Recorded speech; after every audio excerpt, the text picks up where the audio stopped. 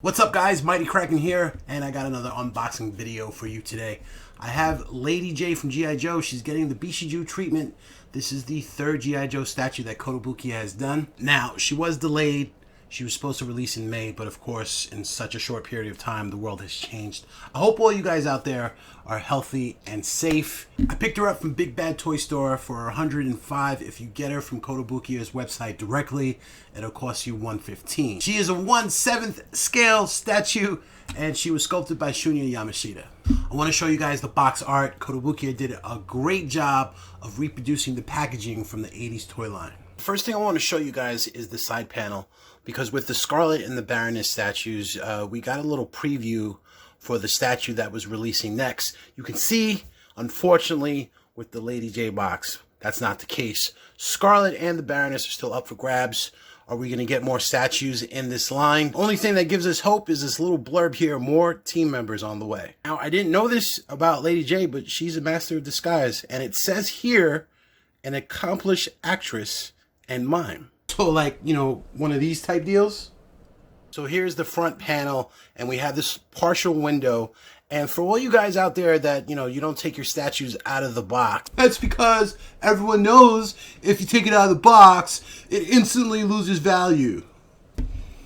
Is this like a deal breaker for you? Because, you know, you don't get a full view of the statue. We have some great pictures on the front. Other side panel, and I really like the staging in this picture.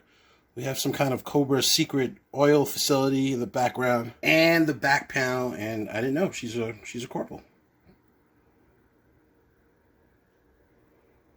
Fresh out of the box. All right, let's talk about the pose. It's not an action pose, but you know, she's laid back, she's chilling, she's got her hand on her hip, she's leaning to the side.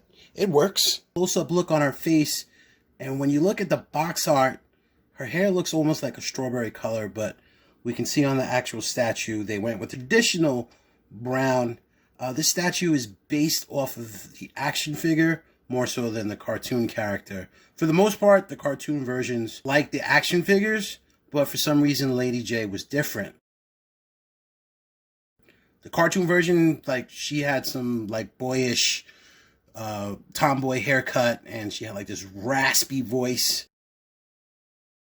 Now, I did look up what the insignia or the badge is on her hat, and it's called the Parachutist Badge. It's given out throughout the United States Armed Forces, and it's for people who jumped out of a lot of planes. I'm sure there's more to it than that. The hat doesn't come off. I thought it would have been a nice accessory. Nice soft expression on her face, and I like the way that the collar comes up and partially just covers her cheek. Nice detail with the dog tags. And I saw this statue, I saw the prototype at New York Comic Con. I want to say it was 2019.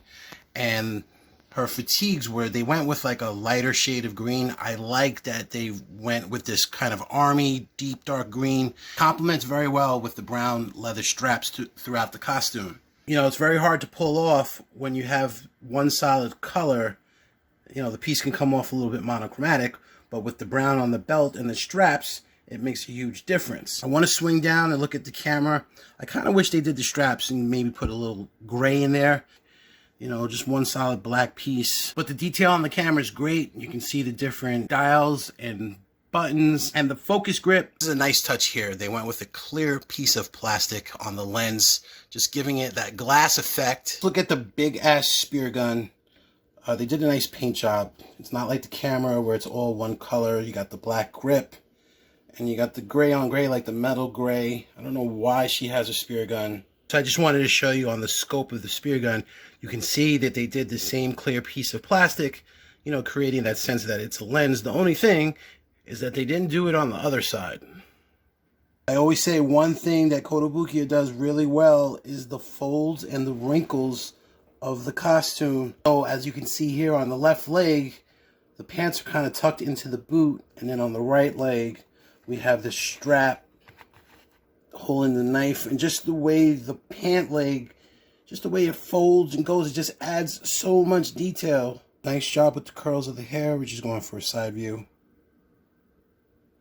Again, look at the lens of the camera. Backside.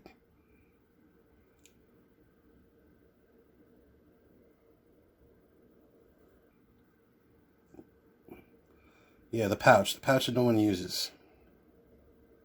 Quick look at the base, and very much like the Baroness statue. Really nothing to it. Just standing on sand. She's got some boot prints. A little side by side compared to the other two statues. She stands at about 8.5 inches tall from the base to the top of her hat. So what did you think, guys? I hope we're going to get more G.I. Joe characters from Kotobukiya, but it's all a numbers game. I'm very surprised that Scarlet and Baroness have not sold out yet, being a part of very much beloved franchise. The second Poison Ivy statue came out last month, and it's already sold out. They are still up for sale. In fact, Scarlet was on sale. I think it was like 20% off a couple weeks ago on Kotobukiya's website. They did make different color versions of Scarlet and Baroness. Those are still up for sale. So maybe somewhere down the line this year, we're going to get an announcement of some more statues coming out. At the top of my wish list, I would love to see a Jinx statue. They can do the interchangeable heads. They can do, the Ninja Jinx, the Ninja head, and the Pretty Girl head. Second would be Zorana. And then third, which we'll probably never see, but a Pythona from Cobra Lodge. But since gender swapping is such a huge thing, give us a female Cobra Commander. I'd definitely be down for that. You can have the dome head, the hooded Cobra Commander head, and then the Pretty Girl head. So now that Kotobukiya is starting to release merchandise, I'm hoping that they stay on schedule because they got tons of great merchandise coming out in the fall. That's it for today, guys. And again, please be safe. Please be healthy.